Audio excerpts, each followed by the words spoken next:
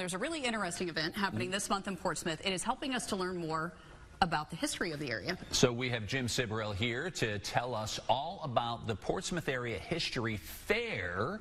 Thanks for joining us. What is a history fair all about? How's this going to work, Jim? Well, very good. The history fair is scheduled for Saturday, October 25th, a week from tomorrow. At the Holiday Inn in Portsmouth from 10 a.m. to 3 p.m.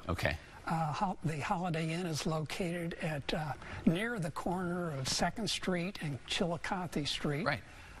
It's open for people of all ages, and there's no admission fee. I was going to ask, what's the cost to get into the history fair? It's free. It's free.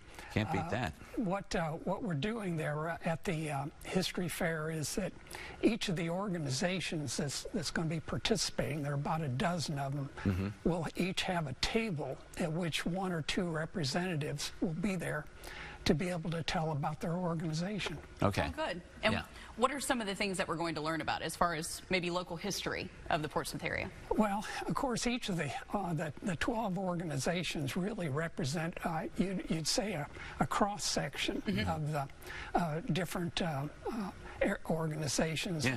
But the thing that we're anticipating is that the organizations will be able to share information about themselves, almost an information exchange.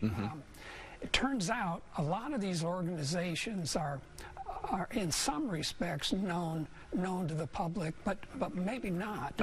And that's one of the things that we're finding is that this is an opportunity for the public to find out about these and get a distinction as well between them. In other words, each of them has almost a different emphasis.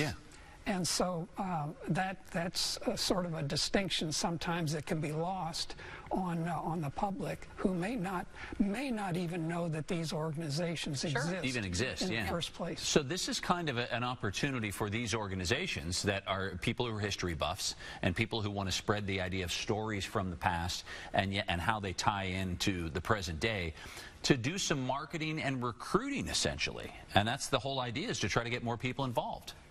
Well, I really think that's it. At this point, the individual members of the public, in some respects, probably all have an interest in history to some degree.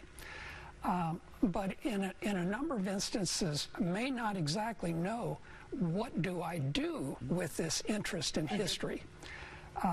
And that's one of the things I think the history fair will be able to help, is that the individual organizations will be able to say just how it is that the members of the public can get involved. In some instances, if the interest is somewhat slight or modest, they may not want to participate as much perhaps as someone who is more interested. For example, we have the Portsmouth Murals organization, which is the organization that has painted the beautiful work, the historic paintings on the flood wall. For someone who's somewhat interested, their interest might be enough for them to go and drive through the area and see the murals. Someone who may be more interested might actually walk the site and read from the kiosks that tell the information about the various displays. But on the other hand, if they're really interested, they might, for example, get connected to the organization to help support the organization as a donor or even as a volunteer. A volunteer, for example, giving tours to others.